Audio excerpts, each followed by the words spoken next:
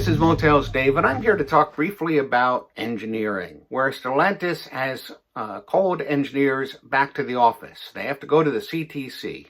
Why do they have to go to the CTC? I think it's because it's a talking point right now, and executives are all besides themselves to say that you have to go back to the office because you can't be productive at home. You could say that there's an argument that they're right.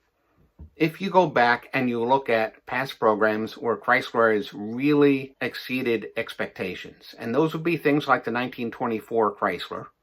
It would be things like the 1960 Valiant, which was a revolutionary car for Chrysler at the time. It was really pretty amazing. And it would be things like the Viper.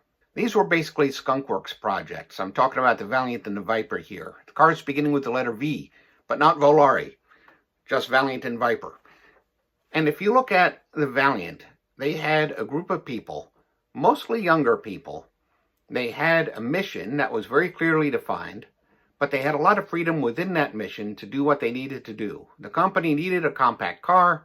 They decided what size it would be, and then everybody was off and running. And they got to make all the decisions, and they did it as a team on this rented building off Midland Avenue, which wasn't that large. Keeping in mind that normally in Highland Park at that point, and for all I know in Auburn Hills today, you had specialty by functions. So you had one guy who did nothing but change axles to meet the needs of the current cars.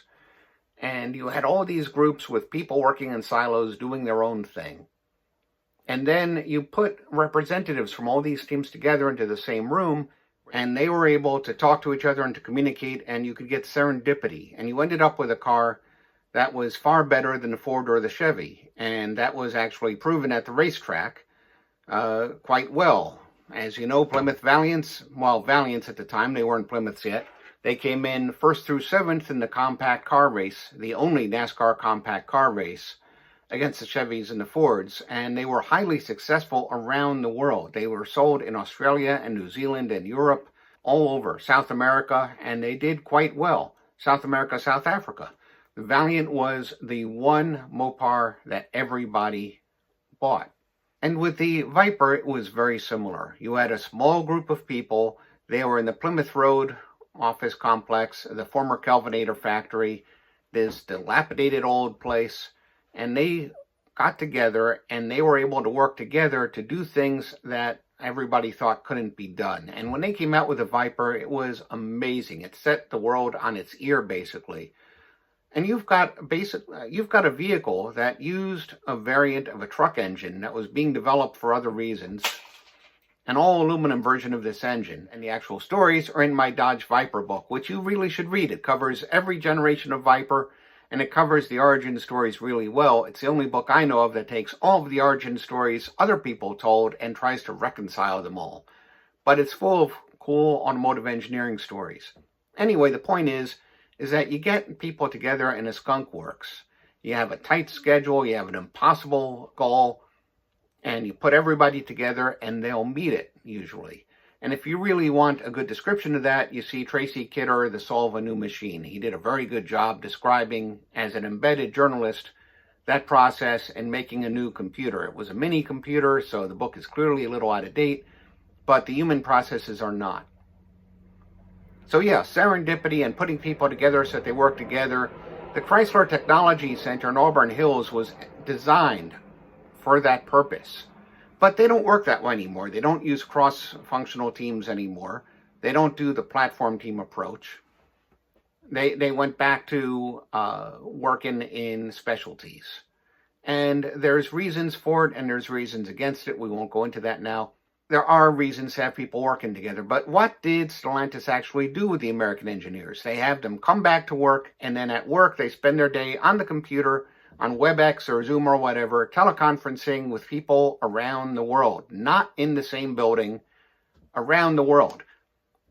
What's the point?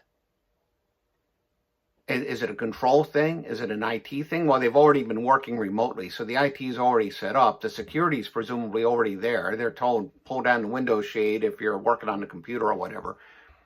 There's not going to be you accidentally meet somebody and you exchange information and you have these leaps. That's not going to happen when you're doing a global team quite the same way. And how much training did they get? From what I was told, they got no training. That might be wrong. I talked to only 3 engineers and they told me no training. Maybe that's wrong, maybe it's right. But there's human processes here. There's cultural differences. And when I talk cultural differences, I'm not talking what most people say, Americans are like this, Indians are like that. That each organization has a different organizational culture.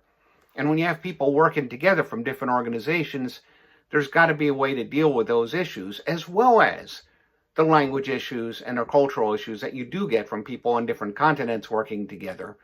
And you have the American groups working with the, quote, low-cost country groups, and presumably with the French and Italian groups. And it's all very difficult. And then there's the whole thing of, well, why are we so delayed? Why don't we have everything on time? Well, duh. Maybe this has something to do with it. So this is penny wise, pound foolish. You should be putting in the time and the effort to do the training. You should have some team facilitation going on. I'm not talking touchy-feely. I'm talking the very well-proven, well-documented, well-researched process consulting. Look it up, process consulting. I'm not talking about workflow analysis here. I'm talking about looking at the process of people working together and have somebody analyze it and attend to it and deal with it and find out what the issues are so that you can fix them. This is the way it should be. This is the way to get people working together most productively in groups. And if you try to bypass these steps, it might work, but probably it'll be slower, more expensive, and not work as well. Anyway, that's what 30 years as a consultant tells me. So this is Motels Dave, and with that, I'm going to sign off. Until next time.